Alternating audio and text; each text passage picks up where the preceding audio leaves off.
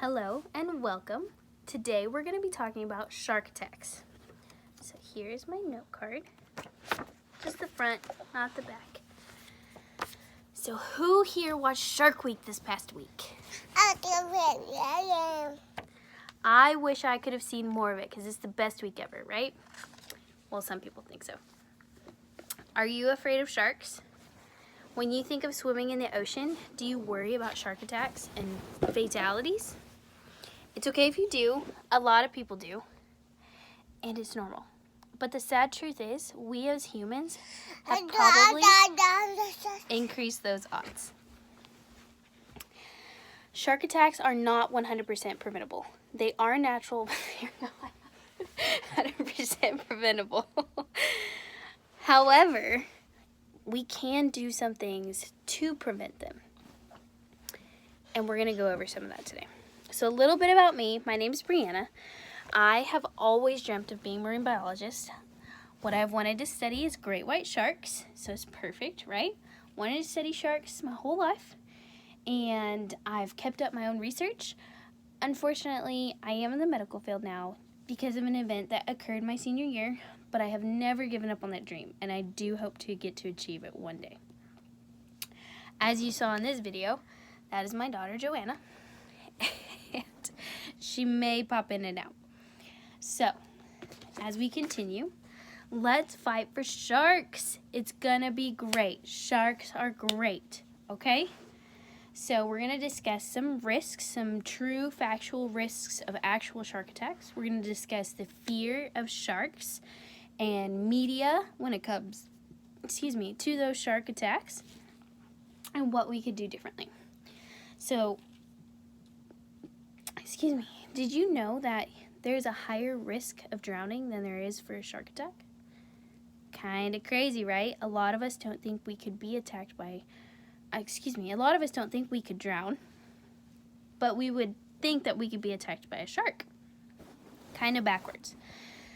So, the Florida Museum provides lots of information on sharks. Of course, they do lots of studies on sharks because it's Florida. And according to them, there is annually only 80 shark attacks around the world. Now, 80 might seem like a large number, but in perspective of how many people are in the water daily, not even daily annually, but daily, 80 is truly not that big of a number. As well, Stanford did a study based off of California waters and great white shark attacks. And they found that an ocean swimmer, just a basic ocean swimmer, somebody swimming, had a 1 in 378 million chance of being bitten by a great white. As well, a surfer who had the greatest risk had 1 in 17 million, still in the millions chance of being bit. And a scuba diver had 1 in 136 million. As well, if you ever wanted, you could follow the International Shark Attack File. This was also found on the Florida Museum's page. It's easily accessible. They have a complete shark attack and incident database. Now, an incident and an attack are different based off of investigation. So each one has a thorough investigation and is columnized or categorized appropriately. Yeah. And so,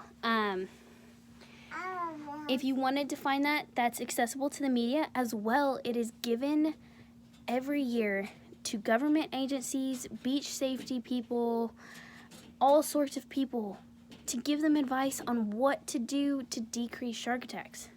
Just hardcore information, always accessible. That's an important thing. But this database only goes back to 1958. And I'm pretty sure our fear of sharks started long before 1958. Before 1958, and many years ago, we had a natural way of living. We had to survive, truly survive. And therefore, we had fears of large predators, sharks being one of them. So that developed our fear of sharks, probably very early on. But then as technology developed and our curiosity developed, our desire for knowledge developed. So we wanted to know more. We wanted to see more, learn more all about all these sharks. And we did. We have learned what not to do when it comes to sharks, right? We've learned don't wear shiny jewelry, don't wear bright clothes, don't splash around, don't swim at sunset or sunrise, don't be by yourself all the time.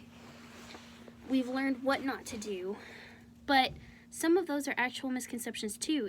On Shark Fest, before Shark Week, they actually had some debunking of those things. So we're still learning, still having to gain knowledge. But the attacks were still the main focus. So even though we have all this knowledge of what not to do and sharks and their habitats, our main focus was on shark attacks, and the media ate it up. They loved sharing shark attacks. They love putting that on the news and wherever they can to just tell people about it, because fear is a great mediator of action. And unfortunately, the media did not realize the actions that would be taken from that fear.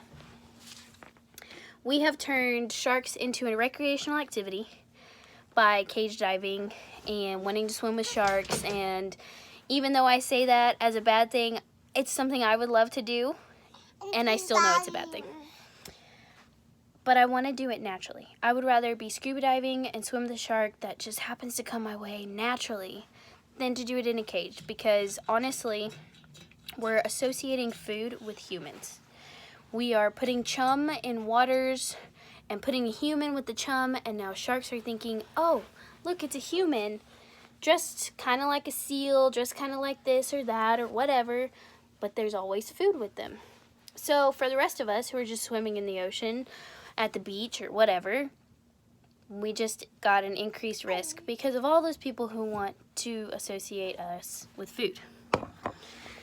As well, it's created an excuse to hunt them. So now sharks are endangered, and there's a special soup called shark fin soup that's a delicacy in many countries, especially Japanese and Asian countries. And they will hunt sharks. Now they use it as an excuse for shark population control, but it's actually hurting our ecosystems. So now sharks are endangered. Several different species are endangered, but we don't ever see signs that say, don't feed the sharks, right? We never see those. But we always have seen signs that say, don't feed the bears, don't feed the lions, don't feed whatever animal, right? Because you don't want to associate us with food. That increases bad things. And you don't see recreational activities done with other animals either. You don't see, oh, let's go stand in a cage while we're doing bear activities so you can see bears. No. Studies are done by appropriate researchers, and if you see a bear in the wild, you're not that highly at risk to be attacked. Same with sharks. So, in summary, we have talked about hard facts. We've talked about the fear of sharks in media and how they ate it up and what has happened because of that. But now, what are we going to do about it? We can decrease shark attacks, and we can increase our ecosystems just by knowledge alone. But how can we get this knowledge, you might ask? Shark conservation. We have to conserve these animals. We have to fight for their conservation because they are endangered. Just like any other endangered species, we have to fight for them. We have to fight for their right to survive naturally, and we have to fight for these awful activities that we're associating ourselves with to stop. So what are you going to do about it? Are you going to sit there and be afraid of sharks and watch Shark Week every year and fuel your own fear? Or are you going to stand up for knowledge? Are you going to stand up for information and truth? And therefore, you're going to stand up for decreased attacks. It's time for you to decide.